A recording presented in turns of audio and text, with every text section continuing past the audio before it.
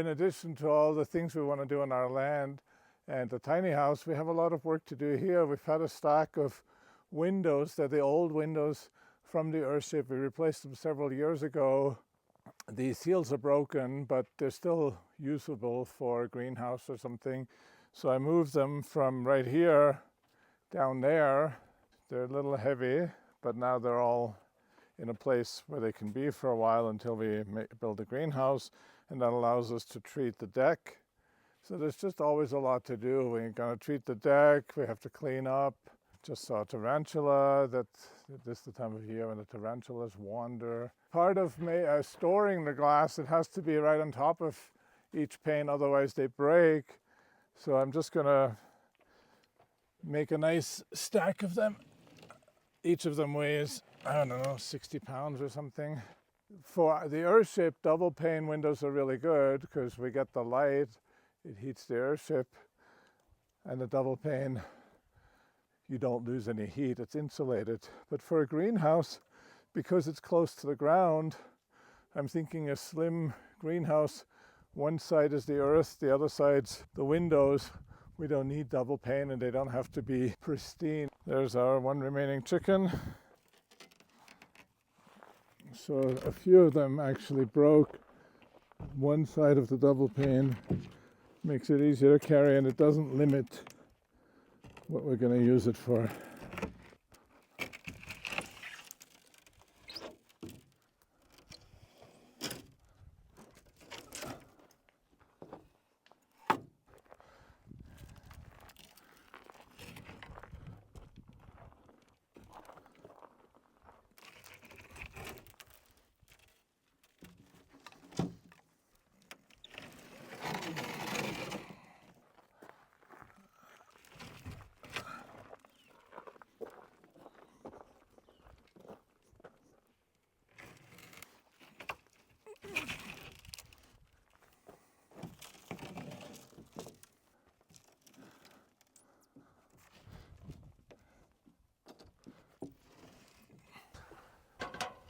So in addition to working on the tiny house, we got to fix and maintain the earthship. So we started an expansion a couple of years ago. The idea was where I'm standing would be a whole nother few rooms.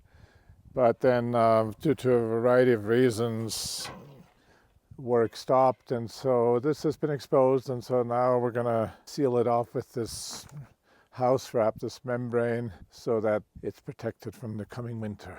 There's this very sticky tape.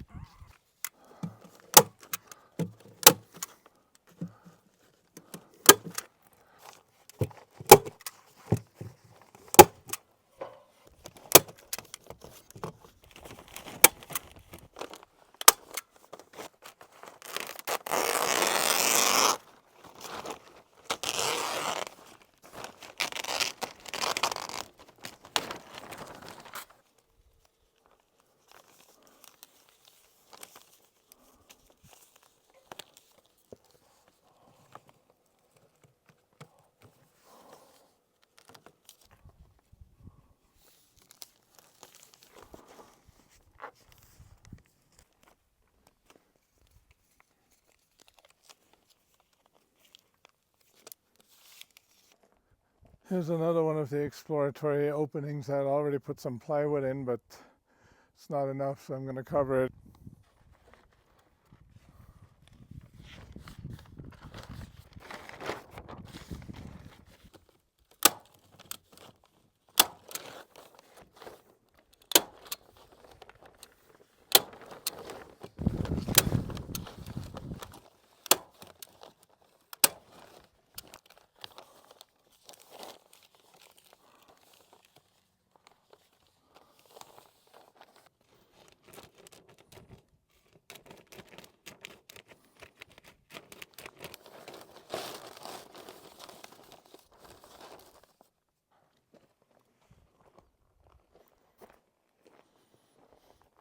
So after the success of the first window, which I put in over there, I'm excited to start the second window, all in preparation, get more experience so we can put the big sliding glass door in the west-facing side, so that we have the idea as a passageway between the kitchen, which we want to put on the inside there, and the deck where we can eat outside. It feels really good to be back on the land.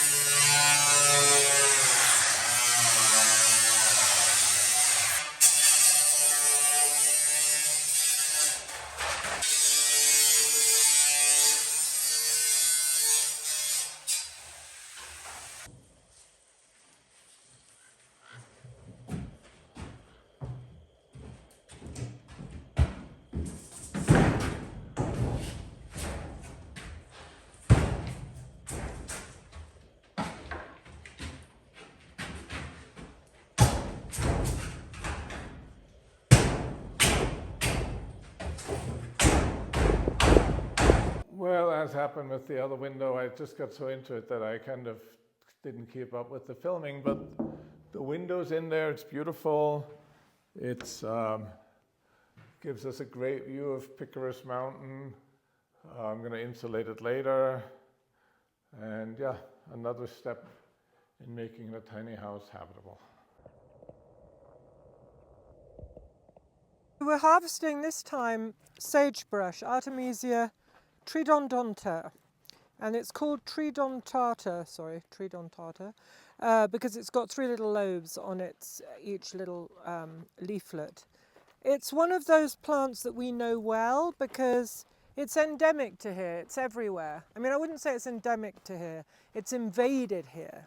And it's absolutely everywhere, especially on these lower valleys. It grows with the juniper and the pinon, but it has a good quality of taking over and being able to survive on these very poor soils.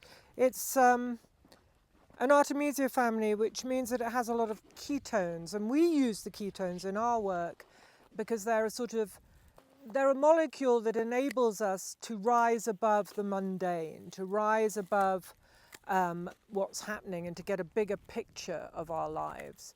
And this is really, I think, how this plant survives so well, because it's sort of half incarnated and half not here.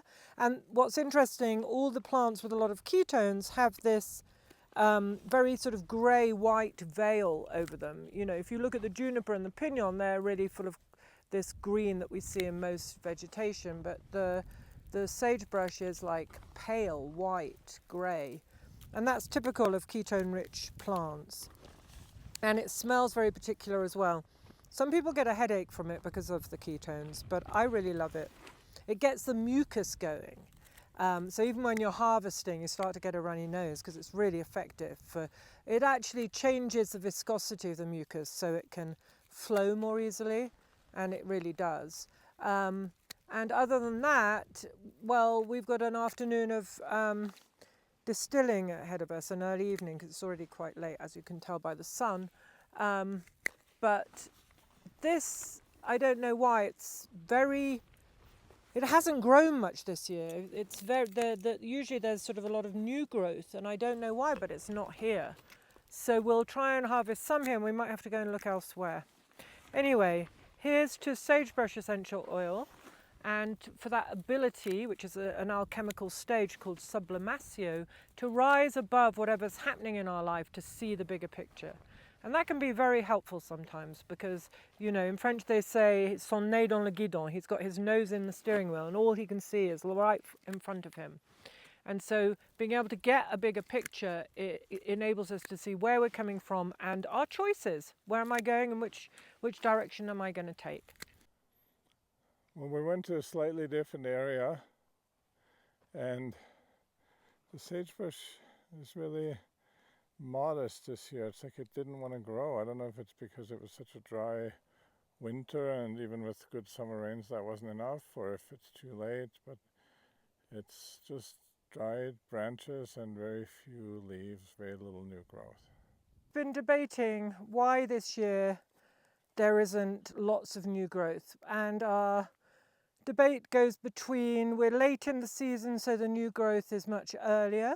You know, the thing is that sagebrush grows all through the year and stays, you know, there's amount of leaf on it even in winter, and we have harvested before in winter in the snow. So we've never been worried about, oh, we've got to catch that harvest at that time. But that was one of the debates. Could it be that, you know, earlier in the spring, that's where the new growth is? And we have harvested new growth, I just can't remember what time. The other debate is it's really dry, which it hasn't been dry this year. We've had a lot of rain. So that one doesn't really hold out. I was even thinking of these old bushes, you know, do they sort of slow down? But I don't think that's true either. And then, you know, every time I'm talking to the camera, I keep looking at the beautiful mountains over there. I mean, it's just wonderful. But then the other idea is that we found this little patch here which is growing much better and has more vegetation on it. So, and the other pointer is that snakeweed, which is over now, is just at the end of its flowering here, whereas there isn't any snakeweed anywhere else, just a few tufts of grass. So it could be that this is a little microclimate, which I think it probably is, because there's some asters and where there's more water retention. Maybe there's more water under the soil. Don't know why, but there's a pinon here as well, and so we're concentrating on this little bit. It doesn't really matter because the whole plant is aromatic. It's not just the leaves, so getting some of the woody part isn't a problem. The other thing is, as you can see, it's an invasive. Anybody who buys land in this area has to spend so long and so much money getting rid of the sagebrush. So, you know, we can take quite a lot of the, you know, with another wild plant, I'd be very careful. You know, we usually harvest on our land in where our earthship is, or down on our land. But this is okay because this is, you know, people don't want it. So I'm getting quite a bit of the woody stuff as well. And smelling it, it's lovely. So even though we're a bit moany at the beginning, we're into it now.